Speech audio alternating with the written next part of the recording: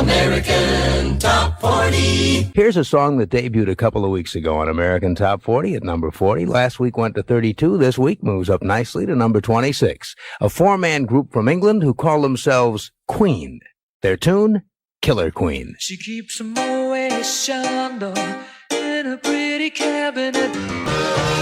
The 26th most popular song in the USA by Queen. It's titled Killer Queen. American Top 40. We're up to the current hit now by a top British group whose lead guitarist found the parts for his guitar in a trash can. Now, an average high-quality electric guitar will run about $500. But Brian May, the lead guitarist for the English group Queen, didn't spend much of anything on his guitar. In fact, he told us that when he first started out, he couldn't even afford the cheapest guitar. So, with some help from his father, he built his own. And he found the parts for it by rummaging through trash cans in his neighborhood in Middlesex, England.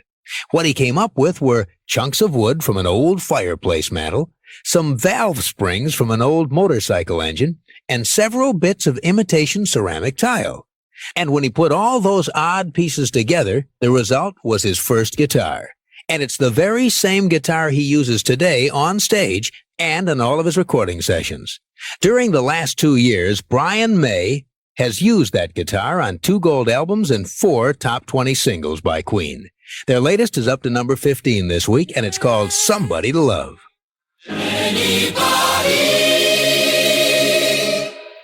That's Queen and their song Somebody to Love. This week they're at number 15. They moved up 2.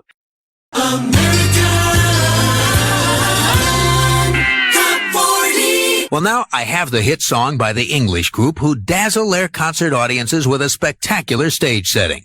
The group is Queen, and when they're touring, they need a crew of 18 roadies or road managers to handle all their road equipment.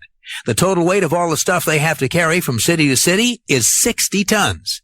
Now that's the equivalent of about 12 entire NFL football squads.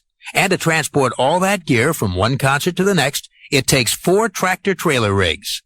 Besides the musical instruments, the main item among all that stuff is the crown. A colossal crown that measures 50 feet in diameter and stands 2 stories tall. It takes the crew 5 hours to set up for a show. When an audience comes into the arena, that's all they see. No instruments, amps, or microphones. Only that giant crown covering the stage. Then suddenly, roaring and smoking, the crown does a rocket-style liftoff, revealing the 4 members of Queen playing We Will Rock You. And it remains suspended above their heads like a canopy, and does a great job of concealing the lighting equipment. It's one of the classiest stage settings ever to tour this continent. And here are the guys who drag it along wherever they go. Queen moving up 2 more positions this week to number 6. I paid my due. Queen on American Top 40, their 3rd week in the top 10, moving this week up to number 6. We are the champions. American Top 40. AT40 originates in Hollywood. I'm Casey Kasem.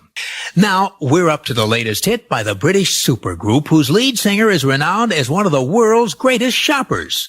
The band is Queen, and the lead singer is Freddie Mercury, who's become famous in certain circles as a very big spender. Consider this scene. The whole band is standing in front of their hotel in Tokyo waiting to leave for the airport.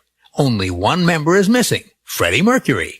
Suddenly, a fleet of taxis pulls up in front of the hotel, and out jumps Freddie, followed by a caravan of porters bearing antique furniture, trunks full of clothing, paintings, sculptures, and the traditional wooden dolls that Freddie collects. Freddie dashes into his hotel, and as he passes the tour manager, coolly tells him to freight it all back to England. Freddie says, the Japanese call what I do crazy shopping.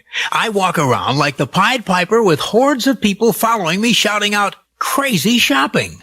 I'd have the wife of the promoter arrange for department stores to be left open for me after hours. There'd be all these assistants standing there, and the place is entirely empty except for me. So says Freddie Mercury, who just can't satisfy his yen for spending money. Here he is with Queen sharing a hit with David Bowie at number 29, Under Pressure.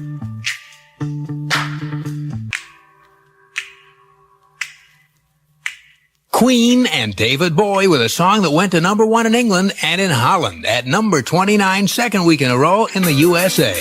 Under Pressure. And the countdown continues on American Top 40.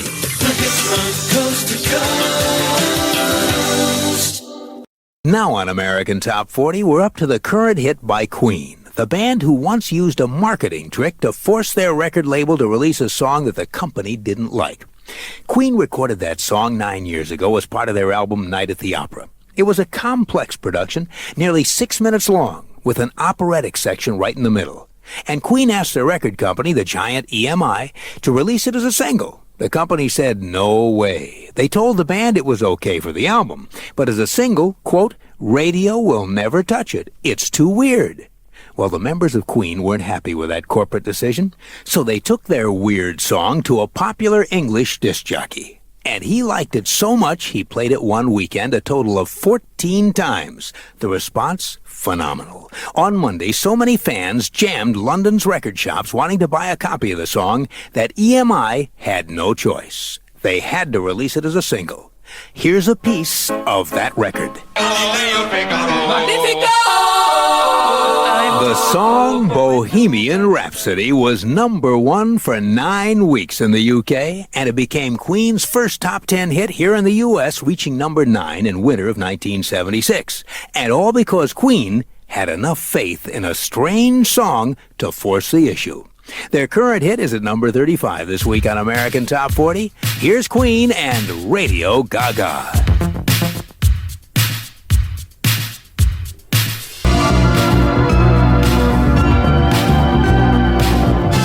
Queen and Radio Gaga got to number 1 in Sweden and Holland, number 2 in England, and peaked at number 16 a couple of weeks ago on American Top 40. This week it falls from 18 to 35 in the countdown. American Top 40. The decade's biggest hits so far, and we're counting them down. Next, we have a rockin' smash by the English band Queen, a rockabilly number that sort of just happened. Queen's Roger Taylor explains it this way. We wanted to try a new producer as well, to try something a bit different. So we found this guy Mac in Musicland Studios, which he's since bought, used to belong to Giorgio Moroder, in Munich.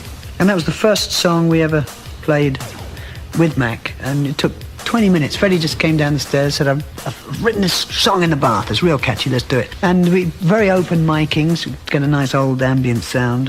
It was great, it just swung somehow. Had a good feel to it. Well, Queen took that good feeling to number 1 for 4 weeks back in 1980. And at number 36 in our special survey, Crazy Little Thing Called Love.